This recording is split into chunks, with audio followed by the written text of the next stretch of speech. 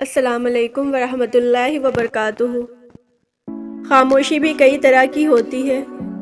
کچھ خاموشیوں سے رشتوں کی تذلیل ہوتی ہے، کچھ خاموشیاں شدت غم کی وجہ سے ہوتی ہیں، اور کچھ خاموشیاں ناراضگی کو اگنور کر کے لی جاتی ہے۔ اب یہ تعلق اور سمجھنے والے پر مختصر ہوتا ہے کہ وہ آپ کی خاموشی کو کیسے سمجھتا ہے۔ جس کا آپ سے تعلق جتنا گہرا ہوگا، وہ آپ کی خاموشی کو اتنا ہی اچھا سمجھے گا۔ جب کسی تعلق میں محسوس ہونے لگے کہ شاید ہم دوسروں پر مسلط ہو رہے ہیں، تو تعلق ختم نہیں کرنا چاہیے، بلکہ پہلے خاموش ہو جانا چاہیے، یہ دیکھنے کے لیے کہ آپ جس تعلق سے اتنے مخلص رہے وہ آپ کو کیا اور کتنا سمجھتا ہے، اس کی زندگی میں آپ کی کتنی اہمیت ہے، آپ کے ہونے نہ ہونے، بولنے یا خاموش رہنے سے کیا فرق پڑتا ہے۔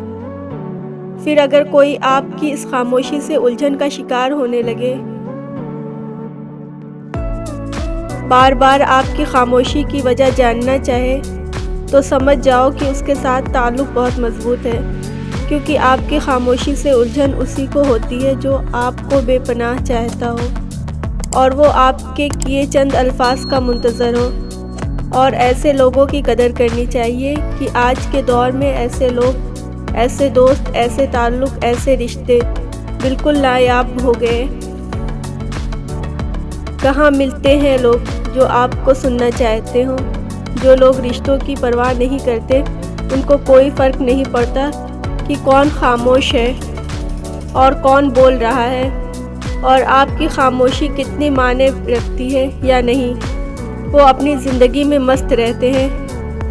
وہ اگر جو اس تعلق کو نبھانے میں کوتاہی کرتا ہے تو ضرور کوئی وجہ ہوگی، لیکن جب تمہارا خاموش رہنا بھی کسی کو متوجہ نہ کر سکے، تو سمجھ جاؤ کہ دوسری طرف تمہارا جو دوسرے سے کبھی تھا ہی نہیں۔ وہ تو بہتر یہ ہے کہ اسی خاموشی کے ساتھ تعلق ختم کر لینا چاہیے، کہ اسی میں بھرم رہ جائے گا، کیونکہ جب بھرم ٹوٹتے ہیں تو عمر بھر کے زخم وجود میں ناموت کی طرح اپنا گھر بنا لیتے ہیں، اور زندگی ہر پل انگاروں پر بسر ہوتی ہے۔